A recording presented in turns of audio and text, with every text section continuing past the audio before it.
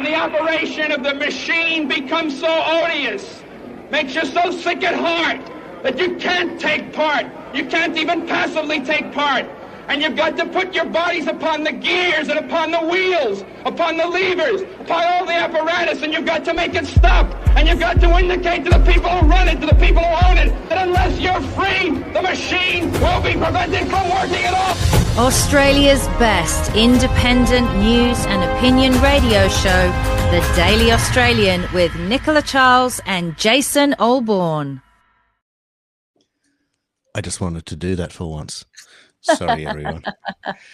That is like the Tony Barber moment for me, the man who used to host Sale of the Century, just running into shot right there in the beginning of it. Well, welcome to episode 115 for Thursday, June the 19th. This is the Daily Australian Radio Show.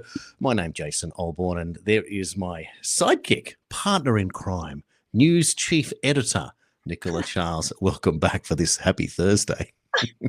All of those are okay except for sidekick. Oh my God. Sideshow Bob, that's me. I just want to say, well, we're heading to the weekend, so that's good news for those of us who live in peaceful countries. But I want you to spare a thought for the ordinary, lovely people of Iran who are not down with anything their leadership are doing. And before we came to air, I got a really worrying message from my Iranian friends. So they left their home in Tehran to go 3 hours away to relatives in the countryside. When they got to the countryside, the first thing they thought they should do is go to the bank and get some money out. The internet was down. They went in to see the bank, and all of their bank accounts, their savings have been drained to zero. And the bank said they've been hacked. So if there's no internet, how did they get hacked? They then went back to their home, moneyless, to their friend's home 3 hours from Tehran. And then they got news that their home in Tehran had actually been bombed and was gone. So, you know, war has very real consequences for real people, and they are really doing it tough. So whatever's happening geopolitically on either side, it's really important to remember that there is a lot of fear and a lot of suffering. So, you know, it's not about throwing hate and shade on certain religions and certain countries and certain peoples. These are real people, and us, the real people, we don't make the decisions about when wars begin and end. So I hope you're all okay over there, my friends. Yeah, well said. And we think of all people in all areas that are suffering. And the one thing is that what's interesting there is that these people, they left and they sought safety somewhere else, a process that you would expect that most people would do. And obviously that doesn't happen in other areas. So everyone acts differently in these circumstances. But to leave, to have no resources and then to lose your home, it doesn't get much worse than that. And we still have to watch what's going on here. There are obviously much bigger, things at play where we are literally watching the mainstream news now quoting World War III as an actual possibility at this point. So if that's the case, you now have all eyes focused. This is the point of narratives and narrative shifts, and part of what we do here at the Daily Australian. And we seem to be helping many people come along. We've had a great response to our request for our sale to subscribe to our Substack, which has been great. Thank you for all the people that have decided to join, and that special stays up for another week and a bit until the end of this month, the end of the financial year. As a way to help support independent media. At the same time, we are pissing off a lot of people as well, some who used to support the show, some who don't want to support the show, and others who are coming in clearly who are not supporters. We've even got some lefties on the Substack, and hello to you guys, and thank you for your comments, which is really cool. Please tell your friends. And that's also interesting. And I noticed that we're having some people commenting about our opening, and it's nice to know that Mario Savio, 51 years on, is still making a difference. So there is an activist that's actually standing the test of time. And maybe if we were to evolve our opening, maybe we can get some other great quotes from some other great people that are known and not necessarily known. It might be a different way of doing it. But I'll tell you what it does for me when I see that in the opening as we prepare is it really gets you focused on point for what you're going to present. This show is not scripted. whilst we can read off news articles, it's entirely unscripted. So what you see, what you get is what you see right in front of your eyes happening in real time here. And we don't necessarily even talk about all the stories before the show, but we try and plan so we don't overdo it with clips or not underdo it. And it does give us a chance to get points across here. So this show is evolving. And I know a lot of people are enjoying it, as you are, Nicola, on an audio format, which you can just play along with and not have to worry about what you see on screen. But we certainly have a lot to say and cram it into the hour and a little bit that we produce each day. And so if you do get a chance, I just want to say one more thing. Here is the sale thing again for you. 20% off the annual plan. The best seller, of course, is the annual plan. So it used to be $75, and for the rest of the month of June, it's just $60. That's the whole year, $5 a month. And we worked out that if we do, I think on average, I worked out we're going to average about 240 shows in a year. I thought 200 was a lot. So 240 is a lot. So it works out about 30 cents a day or something to support the Daily Australian. And it does make a difference. So we can reinvest it into improving the show and making it more accessible in many ways that will benefit everyone. And as we grow and grow and grow, and as the narrative shifts and the mainstream news is caught out, as it always is, someone's going to have to take the place. And whether it's the Daily Australian, or it's the boys over at Club Grubbery, or if it's someone else that's doing it, or maybe it's all of us combined creating the new media of the day, that's got to be a good thing. What do you think? Yeah, absolutely. And welcome to the Lovable Lefties. I'm centre. I guess I've become more centre right over the last 5 years, but I was always surrounded, particularly in London, by lovable lefties, but these were real lefties. These were people who actually did care about the environment. They did care about animals. They certainly wouldn't be on board with Labour's behaviour of, shooting koala and shooting wild horses and stuff like that goes on in Australia. So welcome to the show. And look, if any of you are on any side, and it's not really a side, is it? I don't like talking about political sides or moral sides or religious sides. Everyone is welcome onto this show, and you will see as it progresses that we may actually begin with a certain viewpoint, both Jason and I, and end up in a different place because we ourselves are learning as we progress with this show. But if you've got any ideas for the opener, for the clip, if you think Marco's just giving it to you a bit too strong and you'd like to see another one, email your clip idea to us at thedailyaustralian@gmail.com, and we will look at them. It has to be something realistic. It cannot be AI, because any viewers of this show will know that I'm a bit anti-AI at the moment, not quite trusting that girl yet. But I'd be very interested to see what you think is a good opener.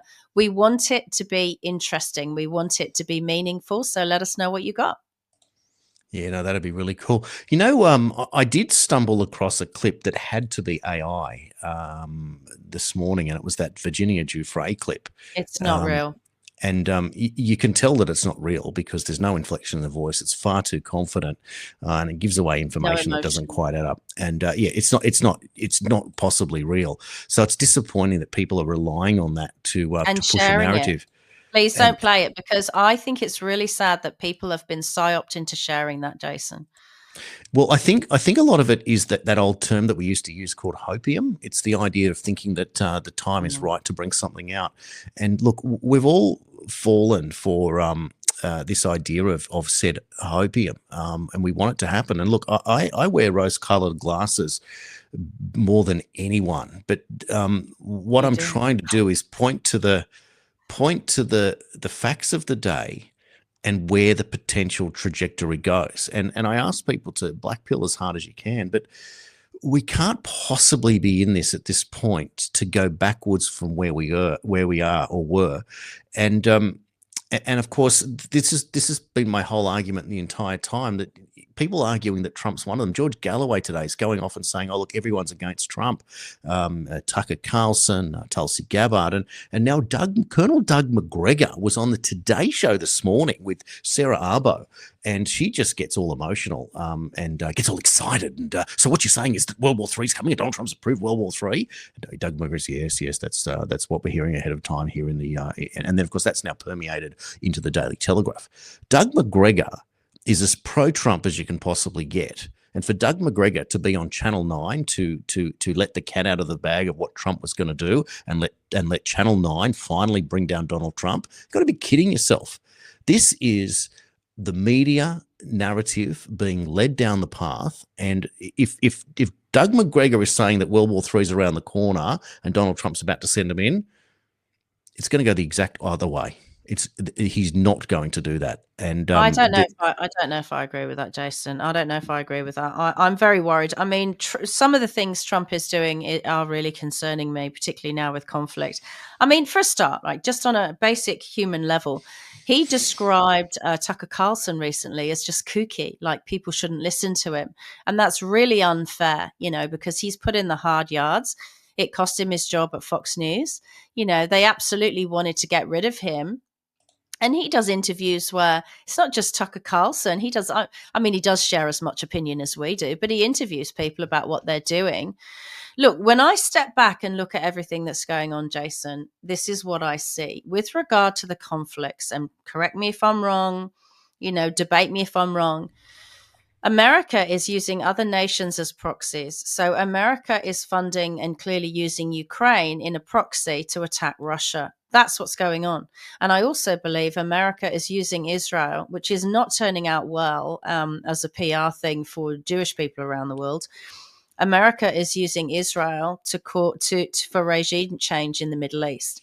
Now, with this clip we're going to show later as well about what COVID-19 was and this amassing of private genetic data, it looks to me as well like the wrong kind of people were doing this, right? This whole COVID-19 scam. We know it was the banks. We know it was the Bilderbergs. We know it was the Rothschilds and the Rockefellers, JP Morgan Chase, all the usual suspects.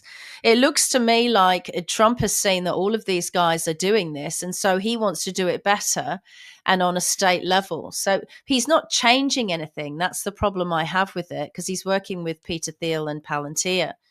So I wouldn't say he's a globalist. I'd say he's not one of them, but he is doing similar globalist activities, and that is starting to cause me a bit of concern, because I was a Trump girl. Maybe tomorrow I'll share the picture of me in 2019 in my Wellington boots in the countryside, my gum boots, holding up a giant Trump 2020 flag.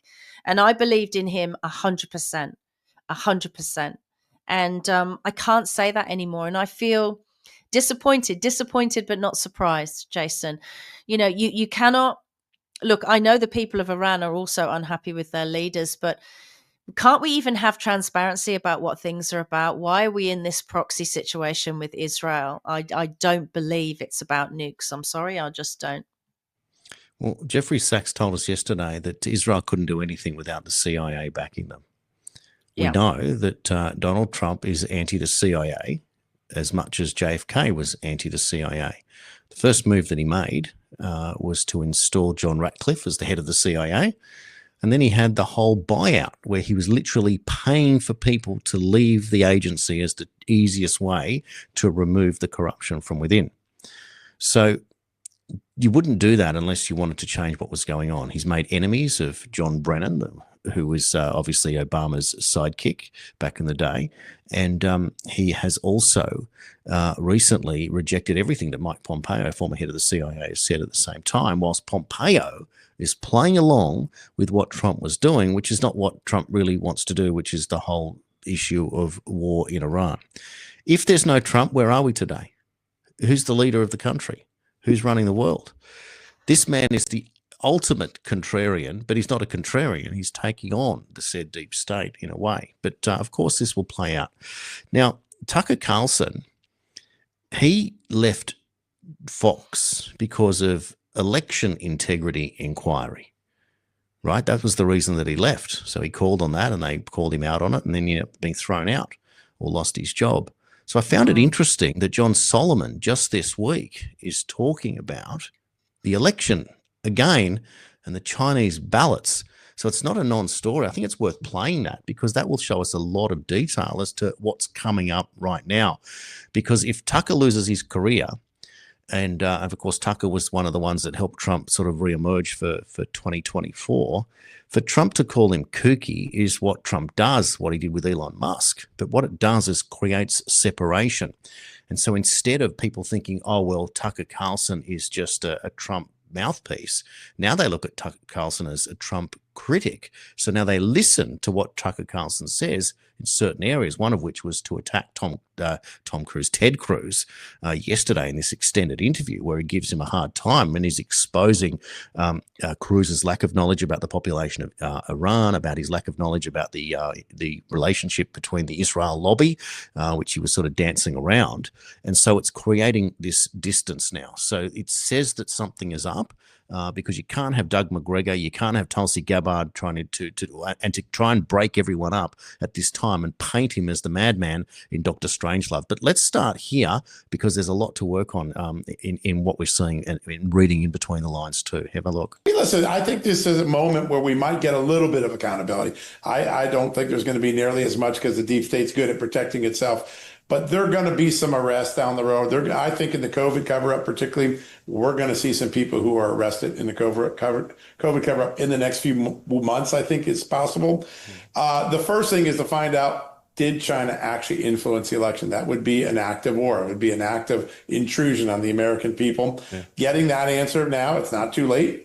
Signal intelligence can be reviewed. NSA intercepts can be reviewed. The licenses that CPB got, fingerprints, and see who actually may have used them. It's why we need in-person voting, with real IDs, backgrounds checks. Well, listen, the most scary thing, if you're a Republican, Democrat, Secretary of State, election commissioner, county commissioner, China saw our mail-in voting system as an extreme, vulnerable option to go attack America. That's one thing that you can draw from these documents. They saw how easy it would be to change the outcome or attempt to change the outcome of an election by using mail-in ballots, not machines, not other things. Yeah. They saw the weakness in the system right in the middle of the COVID-19 pandemic.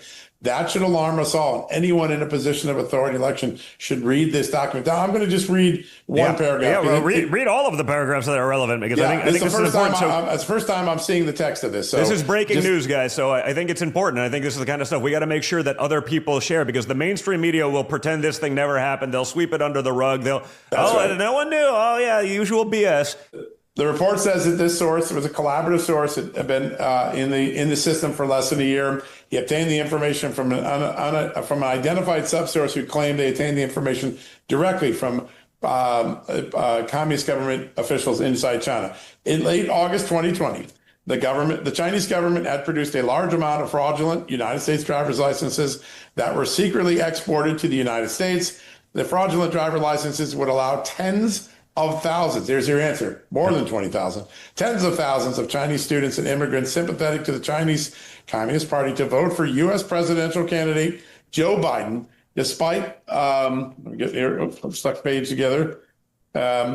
Despite not being able to vote in the United States, China had collected private U.S. user ID from millions of TikTok accounts to include name, ID, and address, which would allow the Chinese government to use real U.S. persons' information to create the fraudulent driver's licenses. The fraudulent driver's licenses were to include true ID numbers and true addresses of U.S. citizens, making them difficult to detect. That's what came into the FBI in August. Yeah, and that's because China's been stealing all that data from Americans forever, so they probably have a perfectly good database of people who were probably going to be no-shows but had real ID.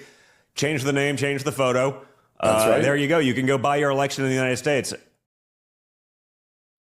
All right, I got a couple of things to say. I know Don Jr. from prior to the pandemic. He is there pushing this whole idea of the real ID, which I don't like.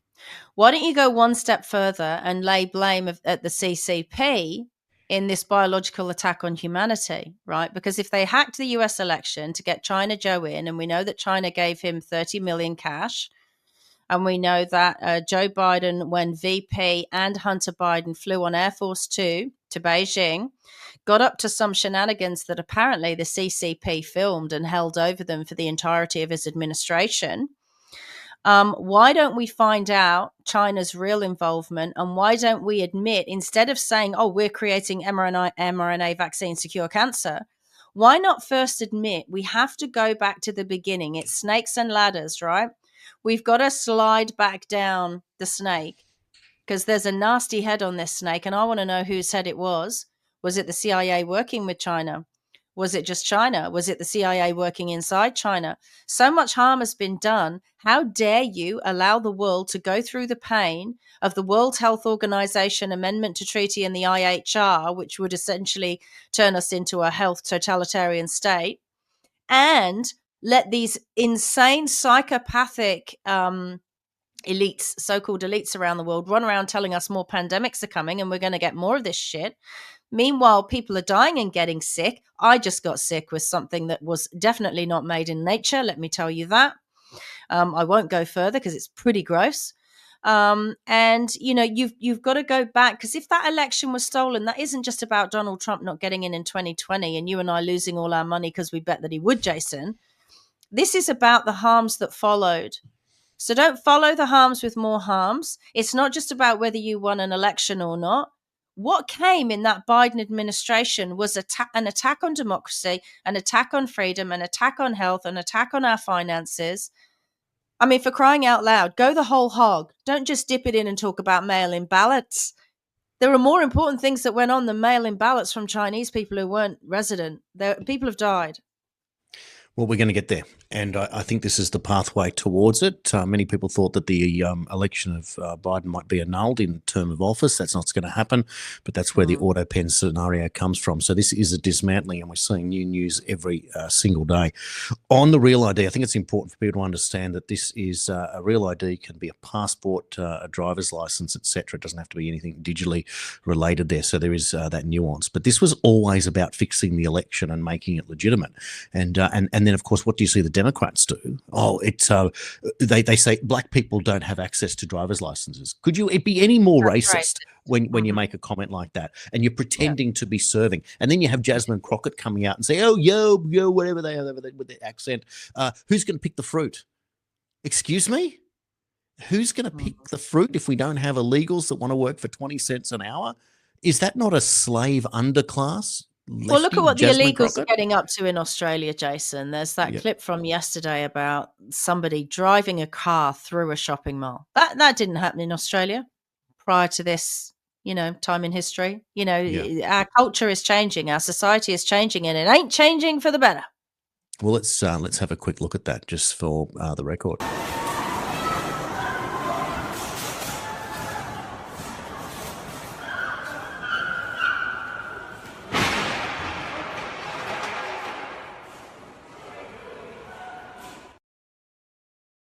Wow. Sorry about that. It went a bit anamorphic. It was meant to be one of those verticals, so it's stretched out there. But you could see a white Toyota Land Cruiser driving straight through a mall. So I assume that they're going to be banned now in Victoria as Toyota Land Cruisers.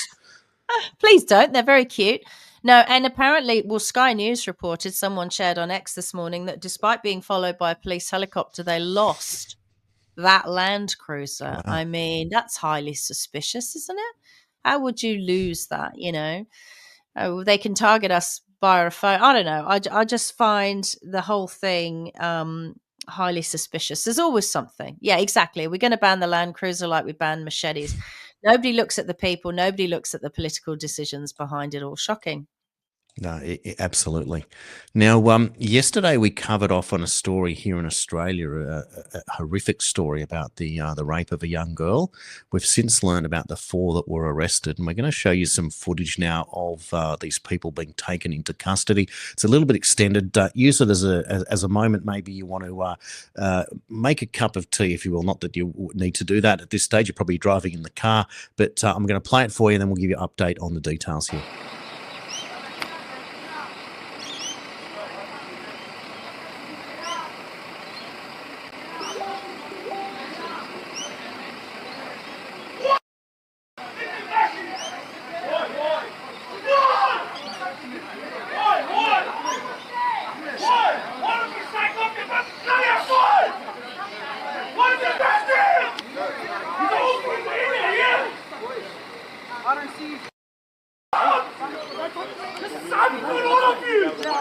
Don't touch me. Don't touch me. Don't touch me. Don't touch me. Assault me. Dogs, everyone. Dogs. ولا نص كلمة ما بتفضح حدا يا. بتصدق انك ما بتحكي كلمة. You can't trust these dogs. You can't trust.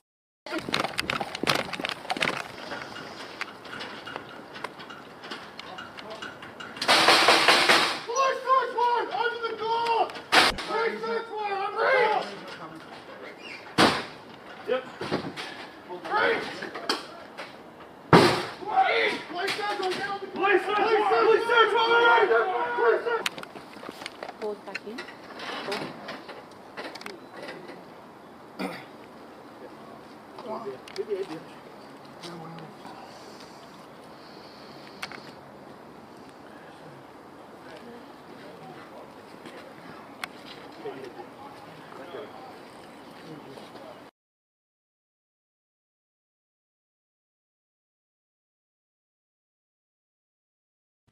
you Well, go. that's what should happen when you gang rape a girl. It's unbelievable, isn't it? And the attitudes there from those surrounding. Could you imagine living with the guilt there of that scenario? Those young boys, men, and the They rest don't of their have any guilt. lives. What are you talking about? They don't have any guilt. They've been indoctrinated, these young men, that women now in this society in Australia, it wasn't like this pre-2020. We're just pieces of meat waiting to be picked off, and we don't get a say in it. This is the society that's being created in Australia. And as I said yesterday, it's very different to how it used to be just 5 years ago. When I was watching that clip and the first one that was thrown into the back of the van there, and he had his little flip flop slides and he slid his feet under the chair on the other side and seemed to be somewhat calm and relaxed in the moment. But what must be going through the head to think that I'm entitled to do what I did, and now I'm going to spend 55 years like Bilal Scaff in Goulburn Supermax for my crimes? Is that some sort of honor, or do you realize that your life is over in that moment as a 19 or a 20-year-old max? It just beggars belief that that this would be the case. And look, one of the commenters yesterday was asking, is this the fault of the left or the right? And I thought it's the fault of the culture that thinks that this is possible and this is acceptable. Is it the fault of the parents involved there, not educating their children, or is it the indoctrination of the children who became these teenagers with raging hormones, thinking that this is somewhat acceptable, this plan to get away with it, or this plan that you can just do this and you're entitled to do it? I don't know why we are blaming or want to blame political decisions either way, but sometimes things are fairly obvious, and that you either encourage it or you permit it or you allow it to happen. But at the end of the day, the person who commits the crime is the one at fault, and the culture of thinking that this is somehow normal is also somewhat at fault. And if you choose to move to a Western culture from another culture that would ever condone such an activity, then you're going to pay the price. But unfortunately, we need to prevent this so that young teenage girls doing what they would normally do, just engaging in a conversation with someone of their age group who is pleasant and made no mention of any sort of potential activity that was coming up, that why should this person have to be so guarded that Australia is no longer Australia and you can't talk to people of your own age in a public space? Just beggars belief. It's an extraordinary scenario. A whistleblower came to me when I reported on this gang crime, not necessarily sexual, in 2018 on radio. And it was a mum, a female from that particular community. And she said to me, the problem is a lot of these migrant families that have big teenage boys, they don't have fathers in the picture, not because they don't have fathers, but because for some reason they stayed in their country of origin. So the mums come here with their, either teenage sons or soon to be teenage sons. And culturally, women are second-class citizens. So the mothers are then left in charge of these big boys. And culturally, it is not their place to say to them, respect women. In fact, it's quite the opposite. So I always would have thought, for me, government and governance is about creating harmony in society. And I'm all for migration. I'm a migrant myself, but there has to be assimilation. So if you are trying to assimilate people from a culture that doesn't respect women and girls into a country that does, that governance body has to become the parent, and you have to make it very clear that when you come here, it is a zero tolerance policy on harm towards females. And I just don't know if that's happening. Clearly not. I don't understand how these boys, if they don't have a father figure in the home, don't respect the mother that's raised them. What is their mother a different female species than the one that they think they're entitled to have their way with? I don't quite understand how there can be a difference there. It's odd. Well, some are violent to their mothers. Some are violent to their mothers. And GPs have told me that, 2 different GPs. The mothers go in and they're bashed, and the mothers are not allowed to have a GP session alone, one-on-one private. Either the husband or the son, a big son, go into the GP to make sure that the mum doesn't tell the doctor what really happened. And the GPs are getting sick of it. And the GPs are saying this is a private consult, and they're putting the men out of the room, and they're not happy about it. That is interesting, isn't it? Now, that footage that we showed you included the arrest of, at the dawn arrest of the alleged group, the eldest, which was Adam Abdul Hamid in Heckenberg there. So that's the only name that has been released, given that he was an adult. The rest were underage at the time, but there has been dozens of charges, and the 4 boys aged 14, 16, 18 and 19 there. But the one thing is, you obviously feelings for this young girl whose life obviously has been changed virtually irreversibly from that particular scenario. And it reminds me yesterday of a clip that I won't play of Tom Homan, the border czar, if you will, who's taking care of the deportations there. He was in tears when he talked about having to talk to young children in single-digit ages being attacked and abused by members of the cartel, and realising that their lives have been irreversibly damaged as a result as well. And he says, if that doesn't motivate you, I mean, what's going to motivate you at this point? Who are we defending if we can't defend those that can't defend themselves?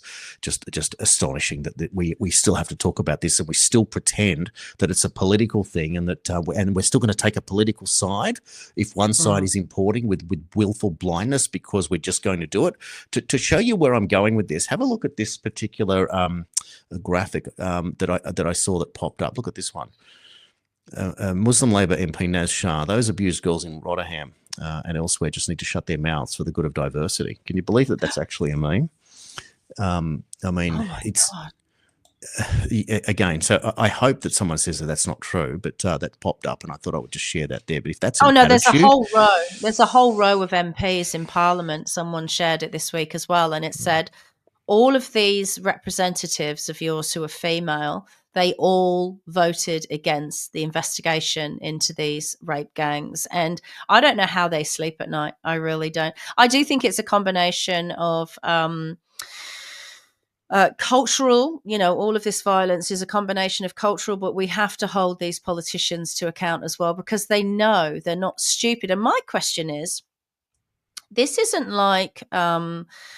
there are 2 sorts of people being brought into Australia, if you just look at Australia as a case study. So you've got the new Australians who are paying $100,000 a time to come here, and they seem to be primarily from India, and they are very family orientated. They're buying up businesses and they're working very hard, as you'd expect, because essentially they're economic migrants, let's say.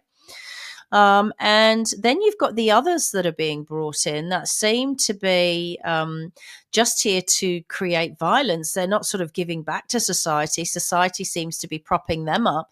So you have to ask yourselves, what possible reason, the other set are being brought in. And I think it's highly suspicious. Now, Jason, I don't want to today not talk about something that came over my desk this morning that's really important, that essentially for me is the largest breaking news I've seen in 5 years. And it really goes a step further to even what I was considering this whole faux pandemic model was about.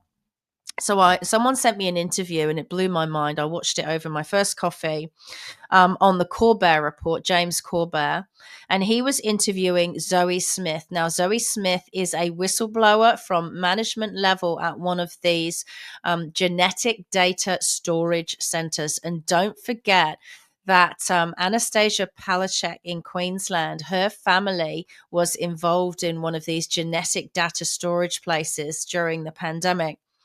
I've posted this for everyone to watch in full. It's only about 40 minutes long, but we wanted to play a few minutes of it for you today. So essentially what she is saying is that the faking up of a pandemic was to get you to do the PCR test, obviously the injections as well. And these PCR tests are breaching all privacy laws because they're not just testing whether you had COVID or not. They're actually sending genetic sequences of everyone that did one into these genetic data storage centers, and they're then being sold on, and you gave no informed consent for that. something where they might have cancer in the family. They want to rule out cancer.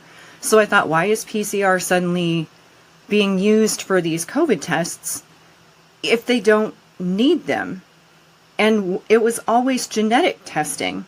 And then I came across a document, and this is really the key to the whole thing, and something that to this day people are not aware of, and I would like more people to be aware of, is there was a document from the CDC that specified that any CLIA certified lab that was running a PCR test had to sequence the sample and send it to one of two gene banks, GISAID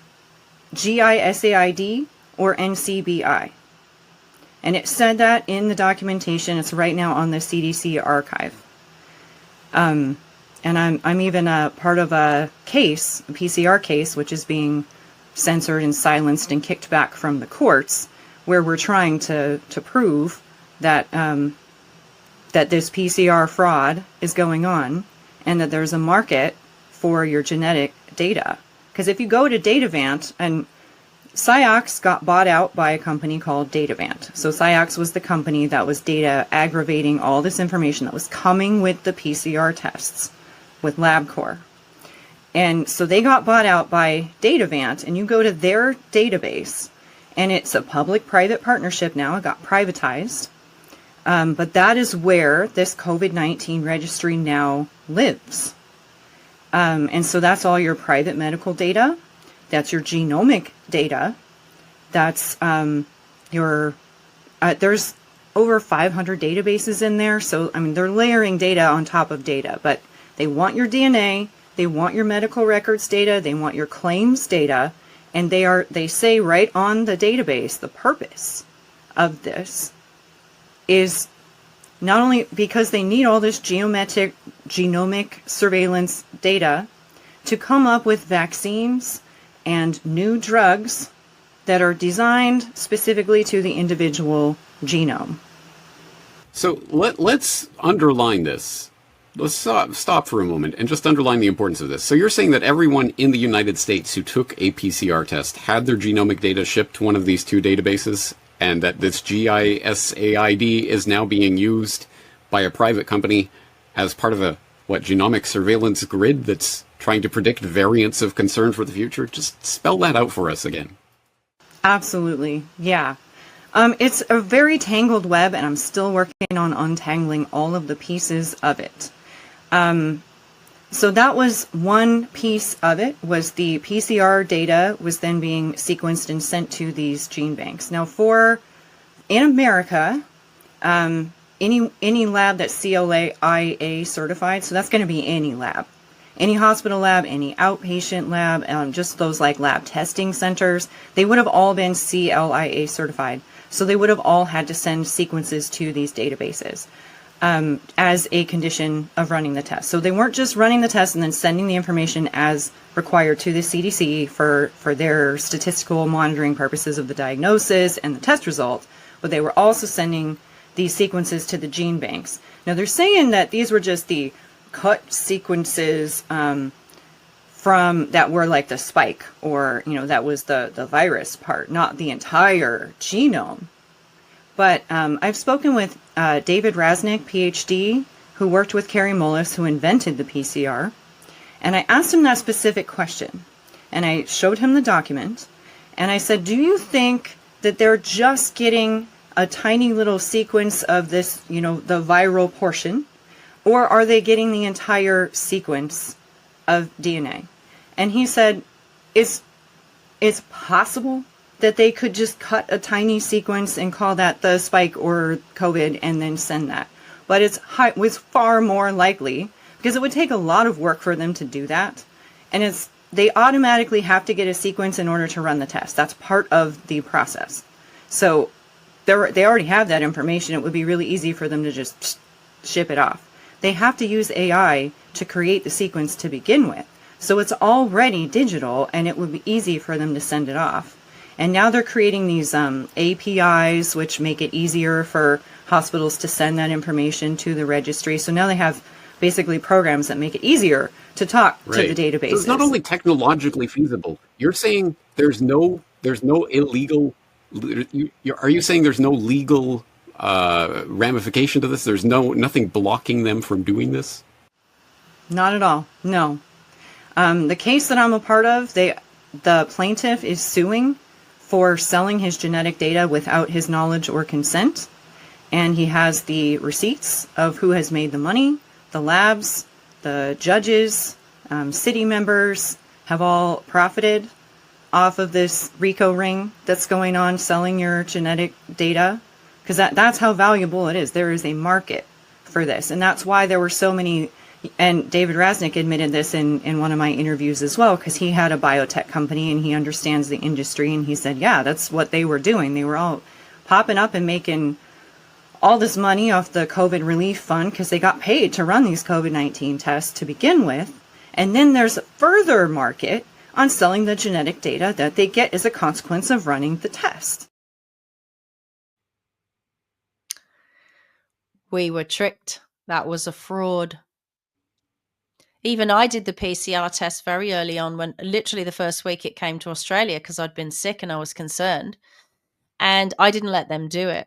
You know, they do that thing where it was very cruel and they stick it all the way up. I just got some snot out of my nose. So I don't know if they actually got my genetic data, but a lot of people did allow these people to do it. And we saw horrific videos during the pandemic of nurses shoving these tests so far up babies' noses, it looked like a lobotomy, and they were screaming. One of the most disturbing things I've ever seen. And now we're for sale, Jason. Who we are at the genetic level has been monetized without our consent. This is, again, corporations committing corporate fraud. And our government, sadly, all of them on both sides, you say it's non-political, I agree. They've all allowed them to do it, Jason. Well, they no longer care. I spoke to Robin Shooter yesterday, a lifestyle medicine practitioner from Queensland. She said that I asked her a similar question and about justice, etc. She said, "I just don't think they care. They know they get away with it, and that's where they are now." But we need a class action lawsuit then. We must have a class action lawsuit against this to protect our genetic privacy. No, absolutely. And so when you have calls from Matt Canavan to leave the WHO and others in the movement, if you're moving, if the Nationals are making the first moves, then that's got to give us a little bit of hope here politically in this country. People say, "Oh, I'm not going to join the Nationals. They're part of the coalition." Yeah, of course they are. But this is the point we keep making now. It's not about being idealistic and sitting on the edges, on the gutter, on the sides. You need to get into the middle. So if there is an argument that you can convince those that hold more power, that are in positions of where people are heard, like Donald Trump says, if Tucker Carlson wants to say something, get onto a TV station and say it. Otherwise, that's why part of the reason he gets to call him kooky. But that's the point. So we're trying our hardest to be able to create something that is taken seriously by the main. And if it's one step at a time, of course, it's not fast enough. But if there are lefties getting onto the show and watching it and commenting, etc., well, more power to you guys, and hopefully we can resonate here. But let's just make this point clear. We are on the side of the human being, little people, and not the power. We absolutely have been up to the eyeballs with people in authority manipulating us. And whether or not you think that, just because you're the lefty and that you're going to pick a side, no. The entire reason that the Bernie Sanders fans became the Trump fans was because it went from one anti-establishment guy to the other. Unfortunately, Sanders went back to the establishment and just made a fool of himself. But that was a good thing. And the one thing that he does, old Trump, is that he walks in their face and he called them out at the G7 and said, "Look, all of you guys got rid of Putin. If Putin was here, this thing wouldn't have happened." And equally, and then they wanted a draft solution there to say that Israel had a right to defend itself against Iran, which Trump didn't sign. He didn't need to sign it, didn't want to sign it. Now, are you telling them that I'm not with you when you don't do what they ask you to do? And you get in a plane and then you leave. So there are nuances and differences here. I keep going over the same thing, but well, I'm becoming less political by the day, because I think becoming less political on either side makes you more human. I think it's hard to be a human when all you think about and see things through is the lens of politics. Because politics is unfair to humanity on both sides, whoever's in power. there's always something going on that feels like they haven't listened to the people with regard to that security risk to our genetic data. There was something that was happening in Australia during the pandemic where someone had set up a legal letter so that governments were not allowed to share your medical information. Now, that letter, I would imagine, would cover us for that. Myself, my husband, and all of the children in my family, we all signed a letter individually sending that off, that our information may not be shared, sold, stored, or anything like that. And we're all unvaccinated. So I'm hoping if push comes to shove, that letter was adhered to, because if not, I think it's really important that we consider a class action lawsuit to regain our privacy. Do you remember we said months ago, Jason, when we were talking to Senator Rennick, one of my major concerns, and this is all AI driven, this data storage and analysis, is that we don't have a legal framework to protect us from AI. And it's not just AI deciding what you say on social media and which political side you support, or how brainwashed you are, or how compliant or non-compliant you are. I think we'd probably fall into the non-compliant bracket. It's about this stuff as well. I don't want AI, and I don't give my permission for AI to analyze my genetic material. When you get a blood test, as I have in the past because I have low iron on occasion, there's no form that I'm aware of that I've signed that then some genetic data company can have access to those samples. But I have a sneaking feeling they've been going after them for a very long time. Yeah, it's an interesting one, isn't it? It's like when you have a blood test and years later, your doctor, you go to a new GP and they get a list of your blood tests, back 10 years, and they're all listed there, and they can compare, and that's part of that medical record sharing scenario. So yeah, it's interesting, isn't it? It's all there. That's the computer age, let alone the digital age. It's a betrayal. It's a betrayal by government. Now, speaking of the same betrayal, it's worth probably playing now this clip from Dr. Byram Bridle. So for those that keep calling, those that didn't want to take the jab, that call them cookers, etc., maybe we'll just give you the prelude here. That's probably worthwhile. So this is an article, a headline from 2021. So the US CDC does not see a link between heart inflammation and COVID shots, reported by Reuters, April 27, 2021. Well, here's a couple of documents coming out of all places, out of Israel. Deaths reported following vaccination. 48 persons were reported to die in proximity to vaccination up to 30 days following jab. 42 deaths occurred within 10 days. Out of 48 cases, 14 are less than 60. 2 diagnosed in ER with myocarditis.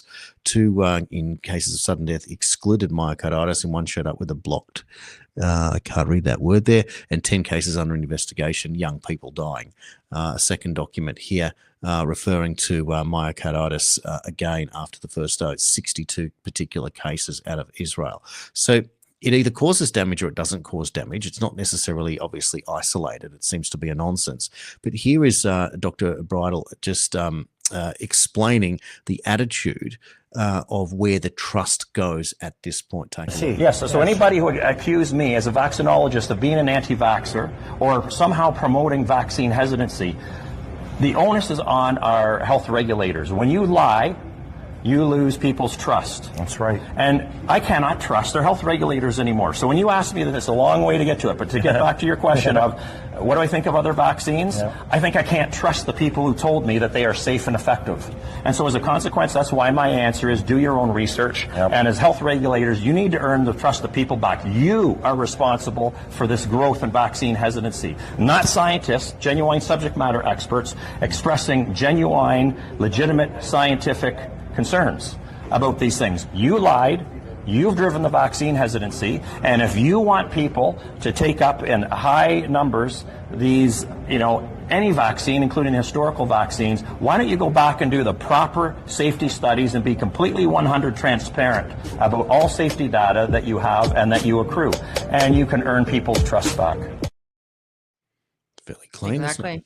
If you've got nothing to hide, you've got nothing to hide. Just go show us the research. Because they always said, we even played that clip of a pharmacist in Australia this week saying, oh, yeah, it's completely safe. No, it's not completely safe. You just lied to someone who could literally lose their life because you lied to them. I don't know how these people sleep at night. Yeah, well, again, is it a combination of hubris and authority to think that because we're in said position of power and someone told us that that was the case? So the idea is it always comes down to do your own research. But do you think And it's a that's, bit nasty as well, Jason? Because they've yes. taken it and they're not happy that they've taken it. My GP told me she wasn't happy. She was forced to take it. And I just think it's nasty. It's like they want it in other people because they've had to have it inside Yes. them. I think there's a bit of that. Yeah, that's a nasty one, isn't it? So if I go Mm. down, I'm going to take people down with me. What a Yeah. horrific situation. And if you are in the health business, first do no harm, like what happened to the Hippocratic Oath? Well, to show you how crazy people become about this whole process of this elite part of medicine, that preventative medicine that doesn't actually prevent. This clip's Carol Baker going back to 2016. It's a little bit cryptic, but you'll be able to work out what she's talking about here. And it goes towards compliance and then this crazy attitude towards who should be excluded or removed. To me, I found it shocking. Take a look. The battle is being fought one family, one physician, one health center. That's why we're doing as well as we are. We're talking about the minority and strategies against the minority. So I have the solution. Every study published in the last 5 years, when you look at vaccine refusers, I'm not talking about hesitants, most of them we can talk into coming to terms, but refusers. We'll just get rid of all the whites in the United States because Houston is the most diverse city in the entire United States. There's 7 Asian languages spoken in that city. I've been a minority for more than 20 years in the city of Houston. The majority is, we call Hispanic. That is not a race or an ethnicity, that is a political designation. But a lot of them are from Central, South America, Mexico. Guess who wants to get vaccinated the most? Immigrants. That's what made Donald Trump's comment about bringing disease here so funny. They're at risk when they come here. Immigrants. Have better vaccination rates in Mexico. It is the well-educated, in terms of pieces of paper that they put on their wall, people that have been here a long time, and it's very unfortunate. But I think we need not lose the big picture. Did she just say that because whites don't want to get vaccinated, get rid of whites? That's my point. That's my point. So these white people sitting around, the hubris that in this position with these titles, telling you that you're going to have to be vaccinated for any disease that we can find just because there is a vaccination. Like, what is the point of the term natural immunity? When did natural immunity become a taboo term? Like, what a most ridiculous thing. Are you not meant to be able to survive anything at all as a human being until you are injected with a commercial product that is meant to do the job for you? When did we subcontract out our immune system? Why was HIV created, invented, masked the way that it was to create an immune system that goes into free fall, that you run out of ways of protecting yourself? Why is it that every demographic, in a very particular demographic?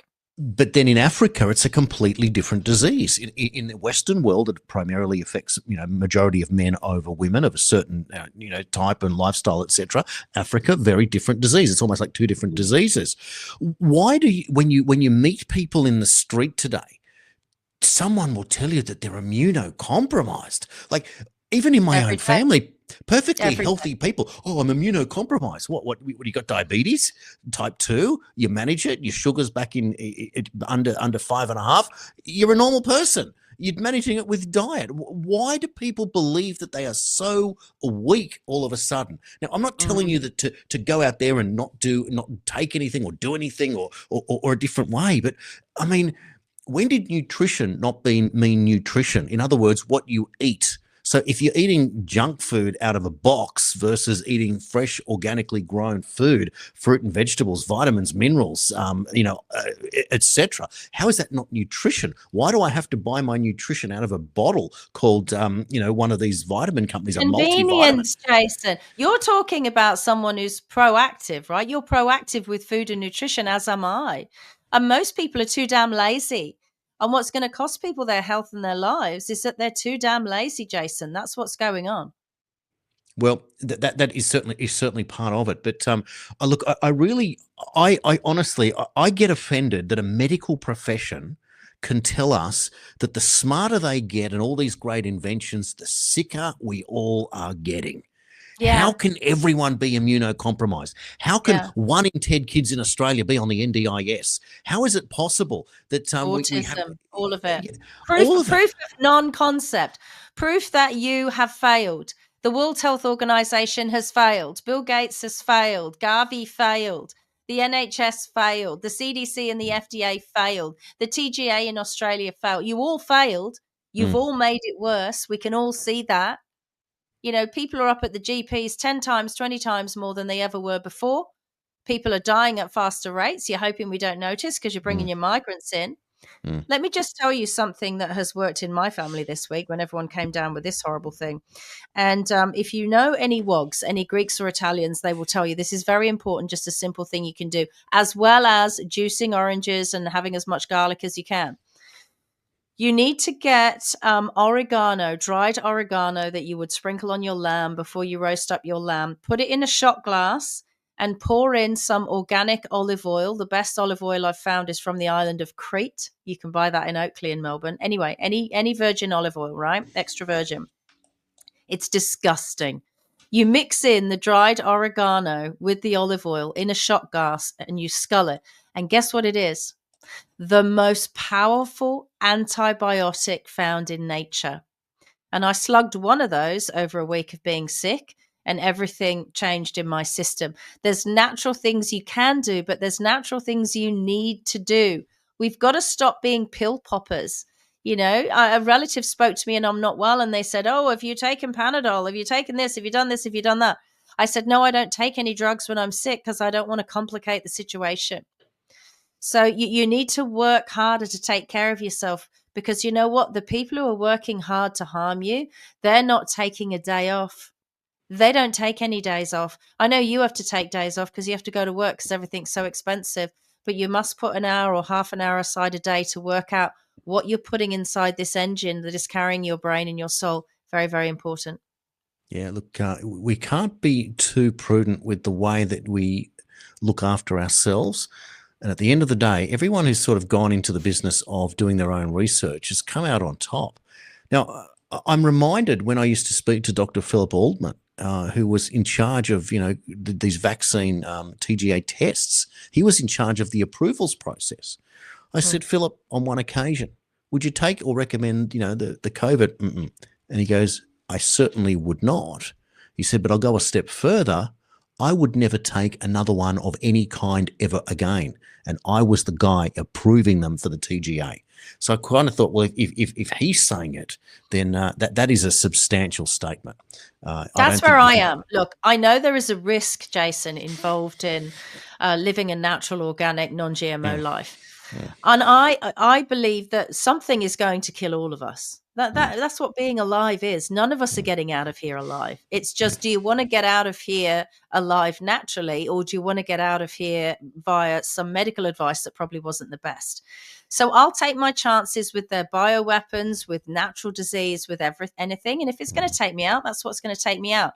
But I'm not going to play Russian roulette with some clear liquid that stores at minus 70 degrees that has provably been harmful to every single society it's been rolled out in.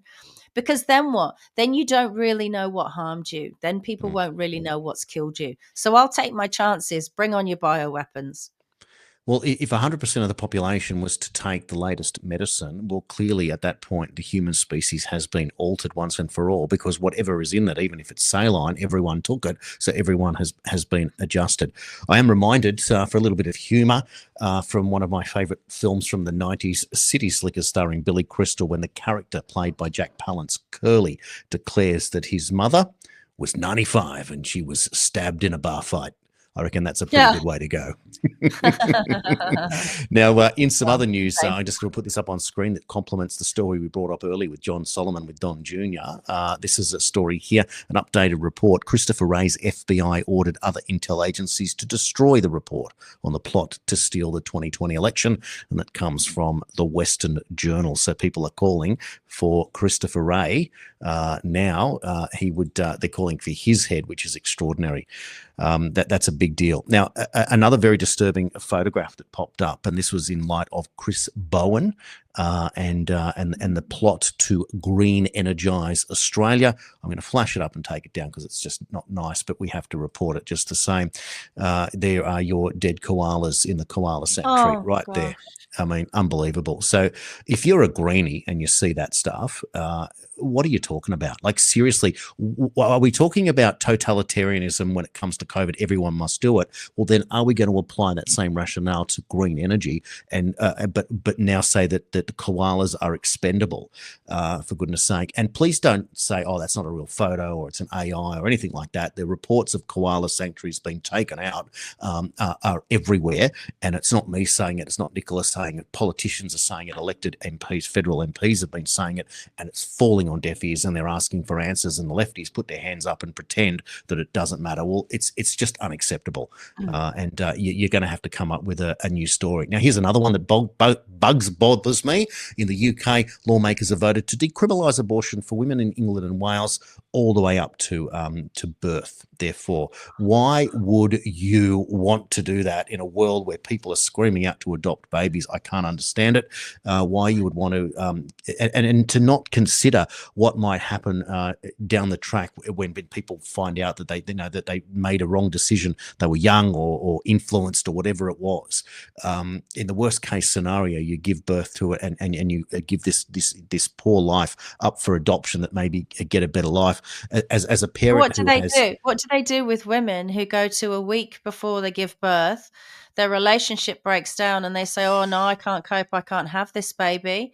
What do they do to that completely viable, innocent child when they remove it from the mother? What exactly are we doing to it? We're murdering it. It's not going to die on its own. It's alive. Are they starving them to death? What are they doing to them? I am so ashamed that this is happening in the UK. And don't tell me they're not on a genocidal depopulation agenda when that is being put into law in the UK. My God, like Nuremberg has never been so warranted, Nuremberg 2 as it is now. This is criminal. Always sell you for your safety or your convenience. It's always the two. That's all it ever is. You're going to do it because digital ID, convenience. COVID jab, safety. That's all it ever is. But if you can try and convince a human being that it's convenient to have an abortion because it might be a little hard for you if your partner leaves you a week before your due date, if that's and not to lay out the other considerations on the table, is to not consider the long-term consequences of losing a child. Whether or not you're going to even consider that it was your call to lose it. As a father who has buried a child, stillborn, very late term, you never, ever, ever get over it. It changes you.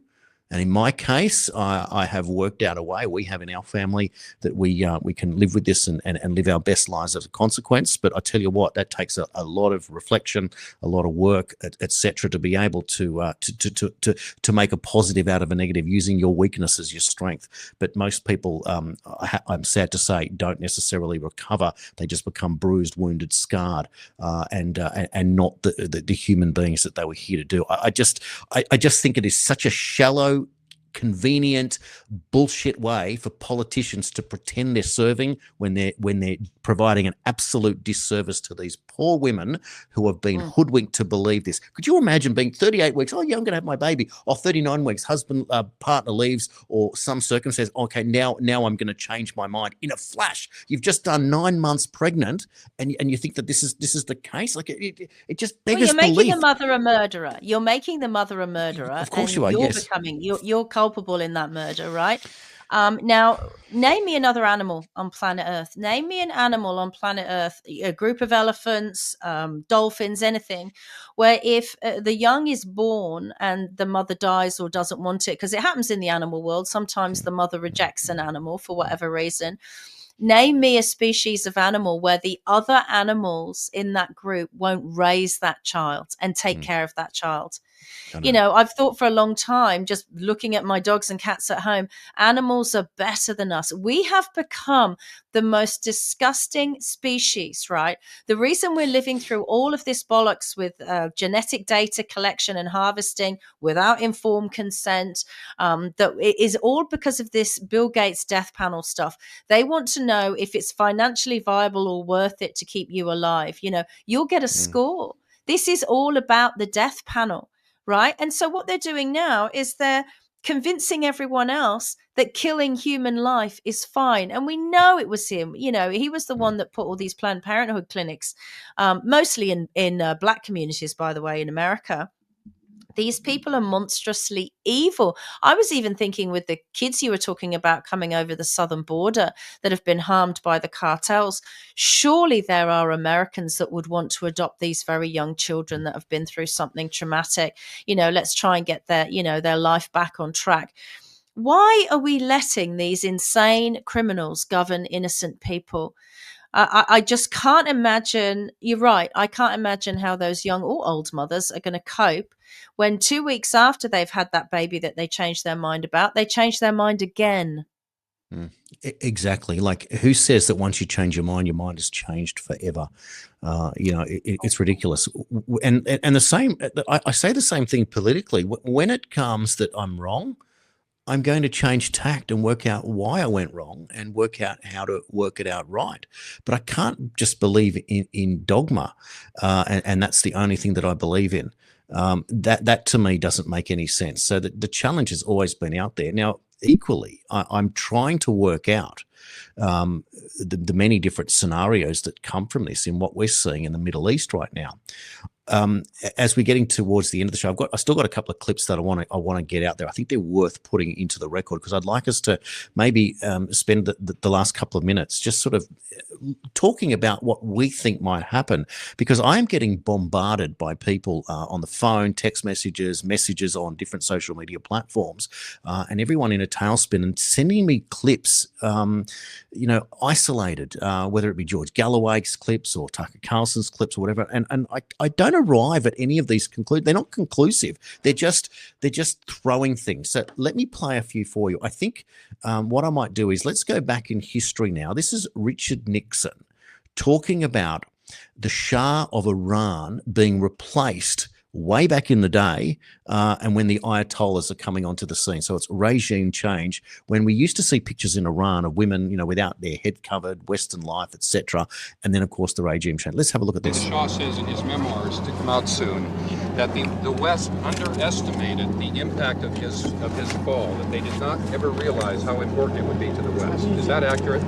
There's no question that the Shah leaving Iran is a tragedy, a personal tragedy for him, a tragedy for the people of Iran who now are suffering repression much greater than they had before, who have 4 million at least unemployed and runaway inflation under a government that is not really a government, it's really a mob.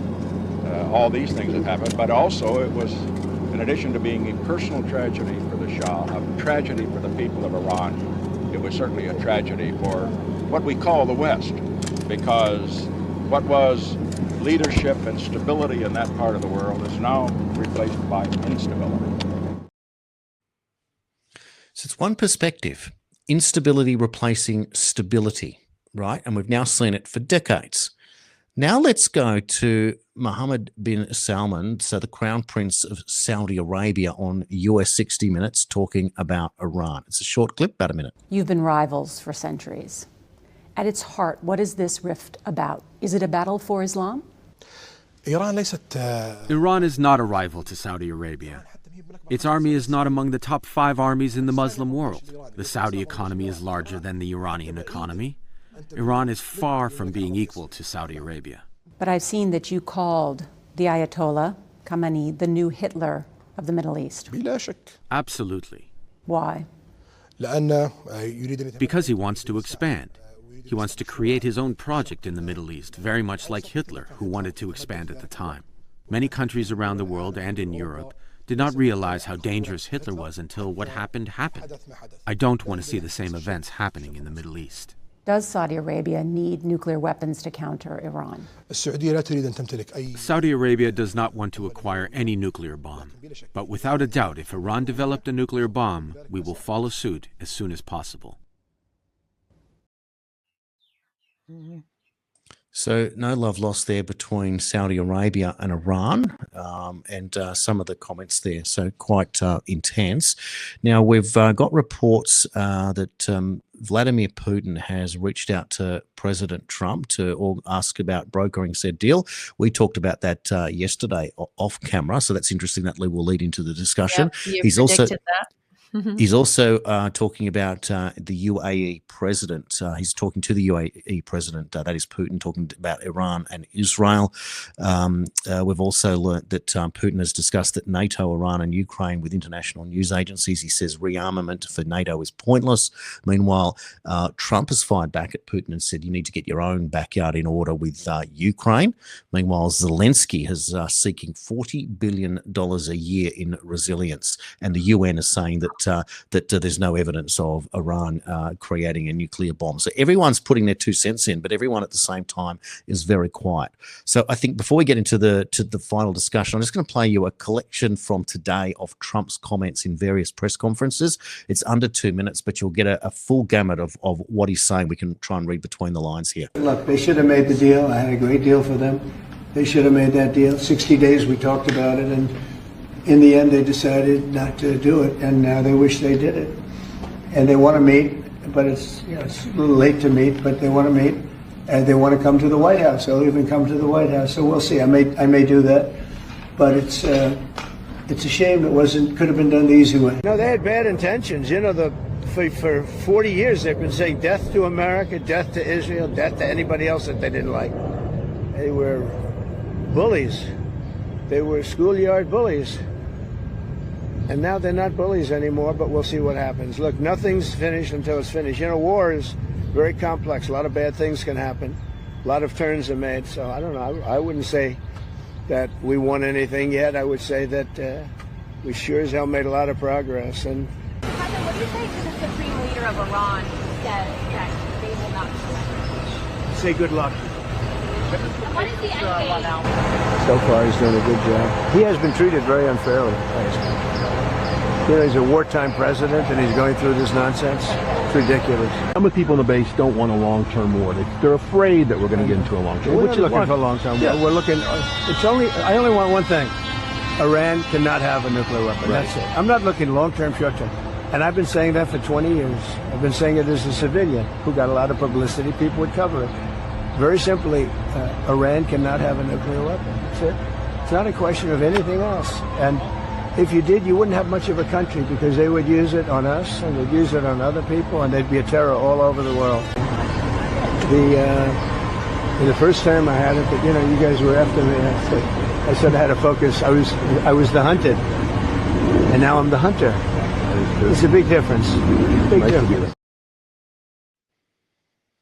So he says a few things there, one of which is that he comes out pro Netanyahu. He calls him the president, not the prime minister of Israel. So that's an error, whatever.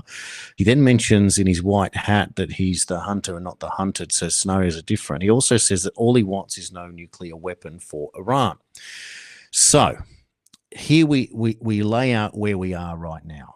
And it is a chess game. There is no question. And everyone who is bad is being exposed because we go back to Jeffrey Sachs, what he said yesterday. He laid it all out for us academically.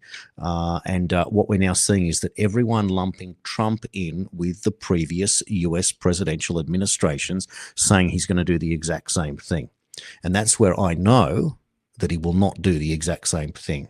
Because if he was going to do the exact same thing, he might have already done it, or he might not have wasted $2 billion of his own money, his security getting shot at, the rest of it. He would have just let Hillary win and be done with it already. It's the most preposterous argument that all roads are going to lead back to this story, in my opinion. I think what's going to happen is that we've now seen Putin enter the stage. This is going to force the hand of Putin to do something with Ukraine to show some form of leadership. And I think that this Ayatollah is going to be increasingly isolated. We've just learned that a security agency, an internal security agency, has been wiped out, and that's on reports from Al Jazeera. Their report says Israel says it's destroyed Iran's internal security headquarters in Tehran as Iran fires more missiles towards Israeli territory.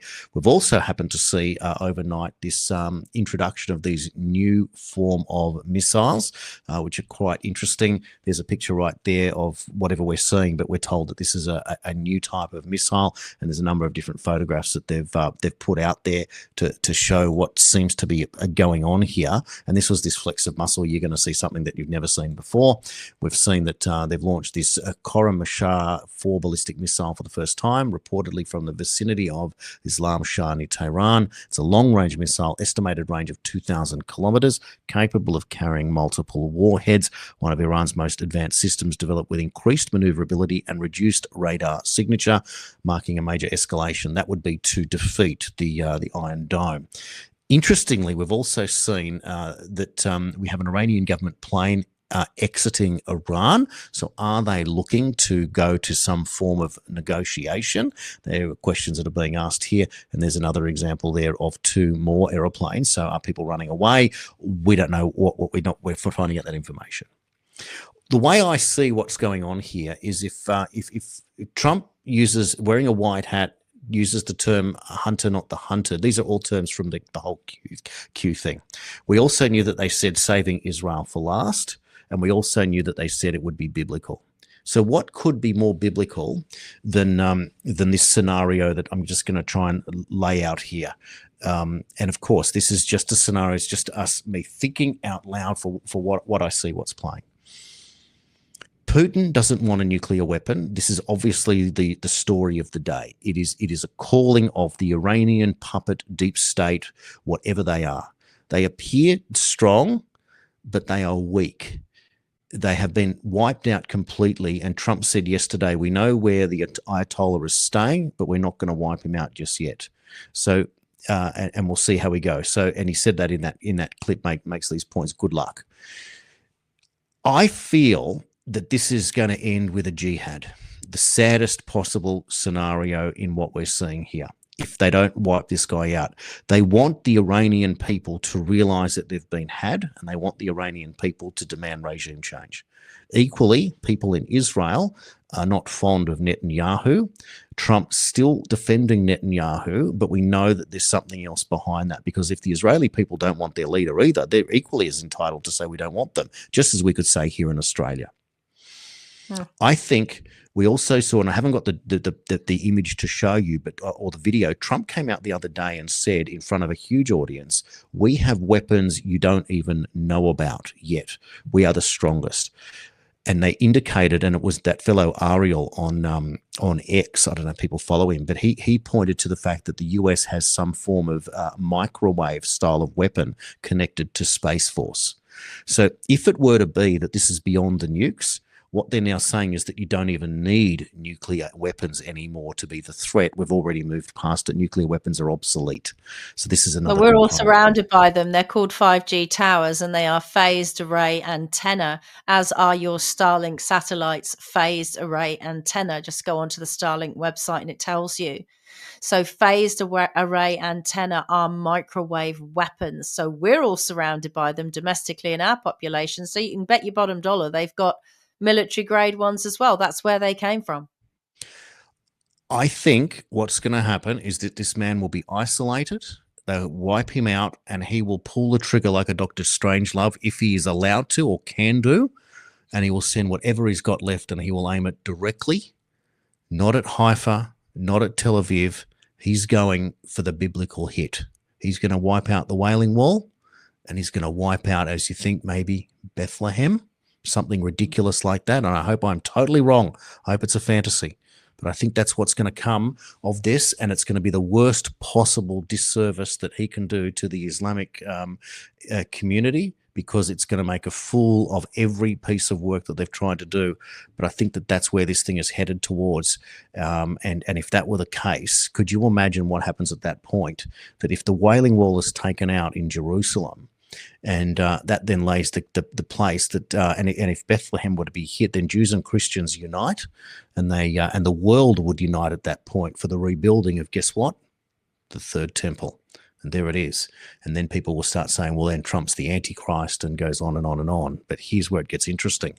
Why does the Jewish Messiah have to be the Antichrist? And why would it not be that the Jewish Messiah, who is meant to bring in the third temple in these horrific circumstances, where's the second coming of Jesus Christ in this scenario? And could it well be that Jewish people and Christian people unite, and maybe it's the same person indeed? Just throwing it out there. I just think that we are in the times, the greatest time to be alive, if you can actually still remain alive in these turbulent times. But we're not going to any status quo here. This thing is going to change humanity in the direction of humans for eternity at this point. There is a massive shift coming, and maybe this is calling out the puppet deep state once and for all, that all of this pretending with Iran, this pretending with North Korea, the Iranian people, the ones that call for regime change, will be the same people that will front up and say, yes, it was the deep state that made us do this.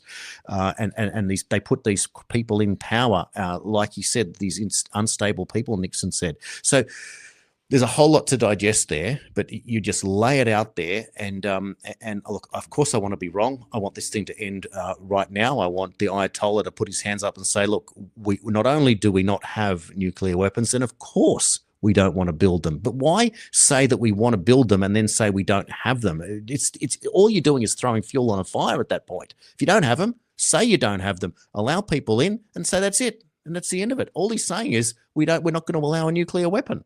Nothing more. We don't have to go to war. We don't have to do anything else. We just have to call it for what it is. Then people put their hands up and go, well, who should have the right to have it or whatever? Doesn't matter. The world agrees. The superpowers say it. The United States, Russia, they're both saying the same thing. They can't have a nuclear weapon. Saudi Arabia can't have a nuclear weapon. And what's interesting there, but before I wrap up my rant, Saudi Arabia and Russia are both part of the BRICS, or the BRICS Plus, which is Iran. So how can they possibly be on the same team if they don't agree on nuclear weapons, for goodness sake? Something has to give, Nicola. I certainly don't believe that Trump is the second coming of Christ. I think Didn't say that. Yeah. Okay, good. I think all of this stuff is connected because whether this be a regime change for economic reasons or geopolitical reasons, it will be seen by many in this world, the Muslim world, as a religious war. So I do believe there is a strong chance that Jerusalem and Bethlehem will be hit if we allow them to be hit. They've already said that they want this to be memorable for hundreds of years. Can you imagine singing your Christmas carols as a Christian about Bethlehem and it's not there anymore? It's something that was there in mummy or grandmum's life, but it's not there for us to go and see or even think about anymore. I think it's all connected to everything that's going on with the storage of our genetic data. Why? I think we are living in a time where the people that really run this planet are engaging in ethnic cleansing. And, someone said to me, oh, well, if they are engaged in ethnic cleansing, then you'll be all right. I think they were sort of saying, or you're a white person or a Christian or whatever, you'll be all right. Not necessarily the case when you look at that woman, that historic clip that you showed where she said, oh, it's the white people that are thinking too much and they're anti-vaxxers. So we don't need them because the migrants love to take them. When you say ethnic cleansing, it doesn't mean that you're picking a side that you fear there might be ethnically cleansing. The mere concept of it on any side by any government, by any power that be, is, well, it's unlawful. It's unlawful as per the UN Human Rights Charter.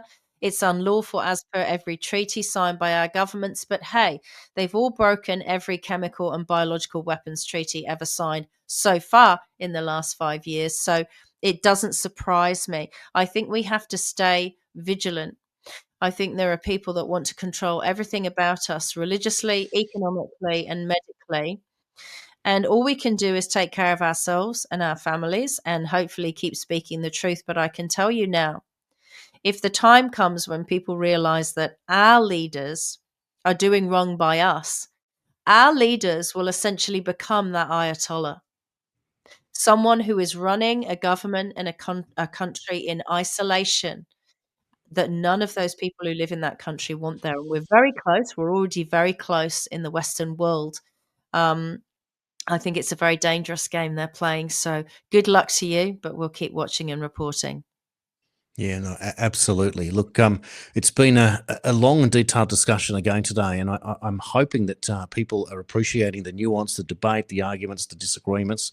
I just think that we are on the cusp of massive change, and I'm happy to be blackpilled, happy to be criticised, but at the same time, I'm not taking off those rose-coloured glasses. We are in this for to come out better, and this is what I've been arguing for at least 7 years. We knew, we were told, we were warned that this was coming, whether it's planned, a movie, whatever. It certainly feels like that it is a great big play. It's a great big theatre, this great world stage that we see.